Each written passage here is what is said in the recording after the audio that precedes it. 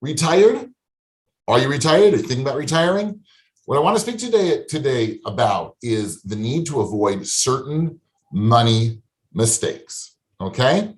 A few years ago, Britain's former chief rabbi, Lord Jonathan Sacks, who passed away recently, wrote about the courage to admit mistakes. He wrote, and I quote, "Some years ago, I was visited by the then American ambassador to the court of St. James, Philip Lader. He told me of a fascinating project he and his wife had initiated in 1981. They had come to realize that many of their contemporaries would find themselves in positions of influence and power in the not too distant future. He thought it would be useful and creative if they were to come together for a study retreat every so often to share ideas, listen to experts, and form friendships, thinking through collectively the challenges they would face in the coming years. So they created what they called Renaissance weekends. They still happen. The most interesting thing he told me was that they discovered that the participants, all exceptionally gifted people, found one thing particularly difficult, namely admitting that they made mistakes. Now, how many of us can admit that we are wrong? Okay, I know I'm not. I'm talking about everybody else. You're all there, the thousands, the millions who are watching right now, who are listening to me, who know me, know that I'm the exception to the rule, right? I'm never wrong. My kids know I'm never wrong. My wife, she should be well, certainly knows I'm wrong. But everybody else, you all know that you're wrong. I'm just kidding. Obviously, I can't remember the last time I made a mistake. Okay, but when it comes to retirement, I have seen investors make same mistakes over and over and over again.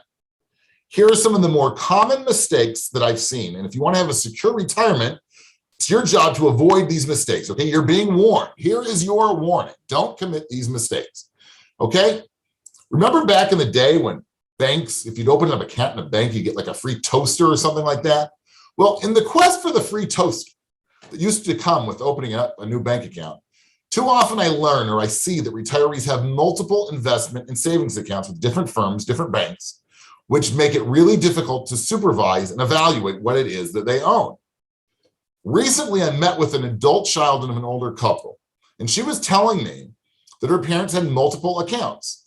And then after making Aliyah, after moving to Israel, they no longer had paperwork and statements for each account and were at a loss to where all their money was. They don't remember where their money was, okay? Not only does having many accounts make it complicated to get a full financial picture, it can wreak havoc when the retiree gets older and may not be able to stay in control of the accounts, or worse, forgets the accounts even exist. Okay, as you get older, it's imperative to consolidate accounts. I can't stress enough, consolidate accounts. You don't need 10 bank accounts. You don't need 5 brokerage accounts. You need 1, maybe 2, right? You want to keep things simple. The other thing you want to avoid by having so many accounts and not knowing where they are is what's called unclaimed property. We see through this office lots of times where children come in of elderly parents and the parents don't remember where the accounts are, and they have to do an unclaimed property check. And voila, they find that there are all these different accounts out there. But you don't want to do that, right? You don't want the money or the account going to the state and then you having to start investigating, trying to find out where these things are. If you consolidate early enough, that won't be an issue, okay? Mistake number 2, miscalculating. Conventional wisdom is that when you retire, you need between 70 and 80% of your pre-retirement income to make it. That might be true for some.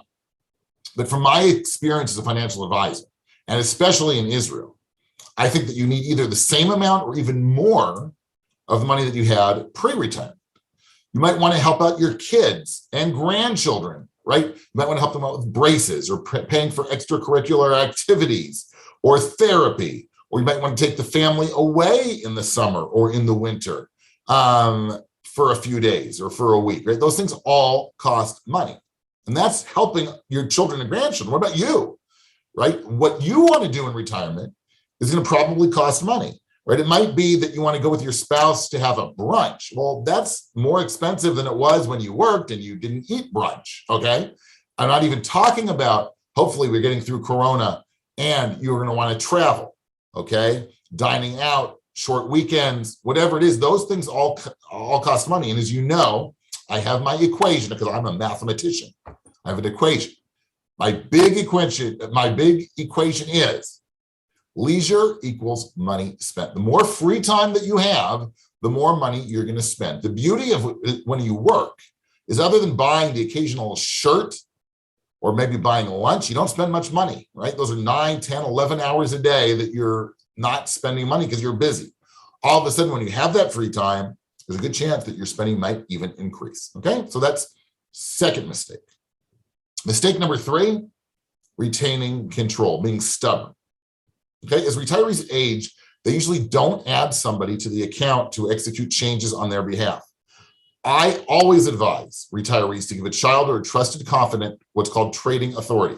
This way, if the client can't fully supervise the account, it doesn't become frozen. Too often, I have seen where an older client had an individual account and took ill. Okay, all of a sudden they're unable to execute any instructions because they're incompetent, right? They're no longer able to call me up and say, hey, let's discuss the account.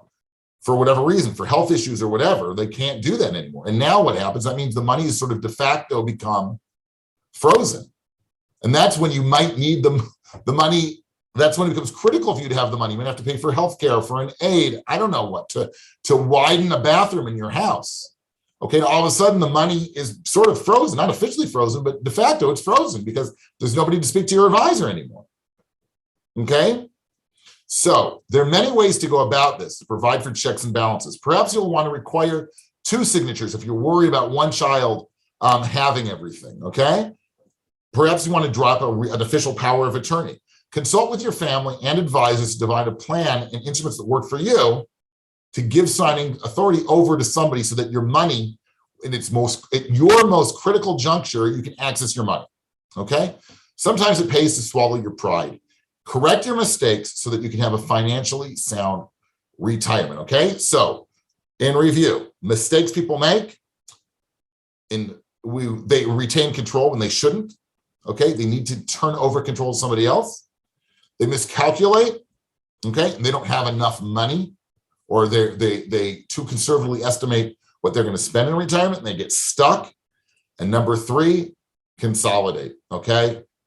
You don't need an extra, they don't even give toasters anymore if you open a new account, right? Consolidate. Bring all those accounts that you have to 1 or 2 accounts so that things become much, much simpler, okay? You have been tuning in to the Aaron Katzman Show, where we speak to you about your life, your money, and your investments. If you got any questions or comments, feel free to email me at Aaron, AARON, at lighthousecapital.co.il. You can check me out on the web at www.aaronkatzman.com. Be sure to follow me both on Twitter and LinkedIn. And yes, subscribe to the YouTube channel. Thanks so much for tuning in, and we'll speak to you soon.